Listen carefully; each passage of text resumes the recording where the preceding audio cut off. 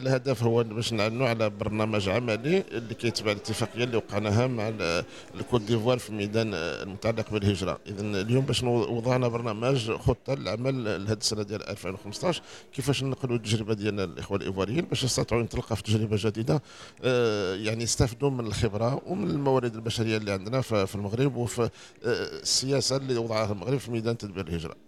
Alassane Zié, directeur de cabinet du ministère de l'intégration africaine et des Ivoiriens de l'extérieur de Côte d'Ivoire.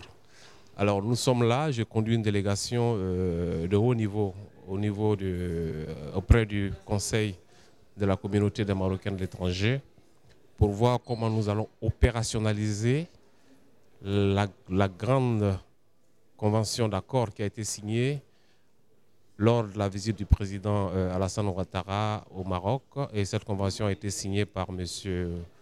Boussof, le secrétaire général du CCME, et le ministre de l'intégration africaine du Côte d'Ivoire, devant Sa Majesté, le roi du Maroc, et devant le président de la République de Côte d'Ivoire.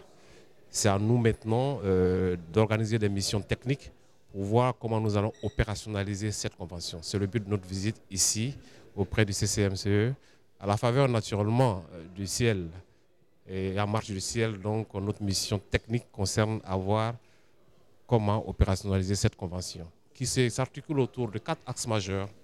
Le premier axe, c'est de nous aider à d'abord identifier la diaspora ivoirienne, parce que quand vous parlez de politique, il faut savoir la cible de la politique. Cette diaspora ivoirienne, nous avons certainement des idées, mais nous n'avons pas une étude très fine par rapport au profil de cette diaspora. Le chiffre exact, le profil, la tranche d'âge, le profil de carrière, etc., les compétences. Le deuxième axe majeur, c'est que nous comptons organiser ce que nous appelons en Côte d'Ivoire un forum de la diaspora. Et nous allons bénéficier certainement de l'expérience du CCMCE et du CCME pour la partie scientifique de ce forum-là. Et le quatrième axe, c'est un peu ce que nous appelons le renforcement, le troisième axe plutôt, des capacités. Vous voyez, c'est une nouvelle direction qui vient d'être créée en Côte d'Ivoire depuis 2012 pour gérer la diaspora. Et le Maroc a une expérience de plus de 7 ans. Il y a des cadres que nous avons nommés. Naturellement, il faudra renforcer leurs capacités intrinsèques en tant que cadre.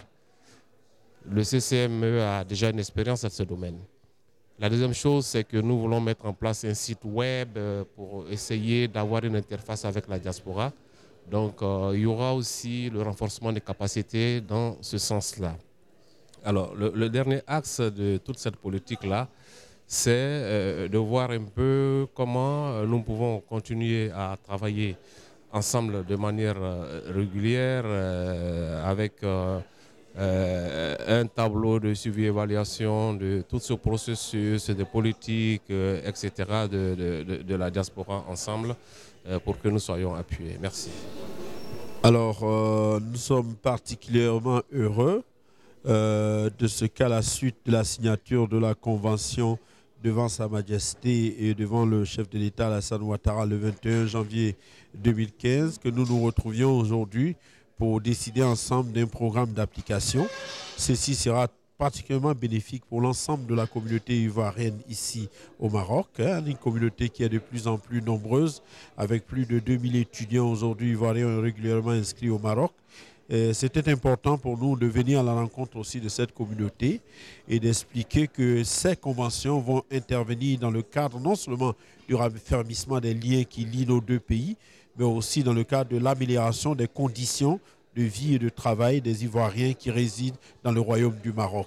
Aujourd'hui, l'axe Rabat-Abidjan est un axe important en Afrique et nous devons le consolider. Et cette solidarité entre nos deux peuples doit être perceptible à travers les communautés, tant celles qui sont établies ici que celles qui sont établies en Côte d'Ivoire.